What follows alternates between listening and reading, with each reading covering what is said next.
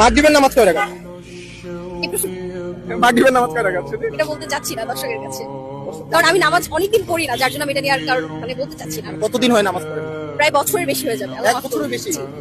আমার লাস্ট আমি নামাজ পড়ছি কবে আমার সেটা মনে নাই। I am sorry. আপনি মুসলমান না? আচ্ছা, মুসলমান হয়ে এক বছর ধরে নামাজ পড়তেছেন না, আল্লাহকে বিশ্বাস করেন? অবশ্যই জান্নাত জাহান্নাম বিশ্বাস করেন? অবশ্যই। তা আপনি যদি এখন মারা যান, হ্যাঁ, তখন কি করবেন? কি জবাব দিবেন কবরে গিয়ে? জবাব দেওয়ার মতো কিছু থাকবে না, তবে আল্লাহ মাফ করবে এটা ভরসা নিয়ে হয়তো আল্লাহ বা। মাফ করবে? জি। কিভাবে মাফ করবে? আপনি তো নামাজই পড়েন না। নামাজি তো নামাজ পড়ি না বিষয়টা এমন না, পড়েছি বাট রিসেন্টলি পড়া হয় না। লাস্ট কবে নামাজ পড়ছি সেটা মনে নেই। জন্য। আমার আমার শরীর কাঁপতেছে আপনার কথা শুনে। আচ্ছা, আপনি কি আপনি পড়ে যাবেন? ফজরের নামাজ কয় রাকাত? ফজরের নামাজ অবশ্যই 8 রাকাত। ফজরের নামাজ 8 রাকাত। আচ্ছা, জোহরের নামাজ জীবনে জোহরের নামাজ পড়ছি না সেটাই মনে নেই। জীবনে কখনো পড়ছেন কিনা মনে নেই। আসরের নামাজ কয় রাকাত? 8 রাকাত। 8 রাকাত। এশারের নামাজ 14 রাকাত বা 12 রাকাত। 14 রাকাত বা 12 রাকাত। আমাদের বাংলাদেশের সুপারস্টার কে জানো?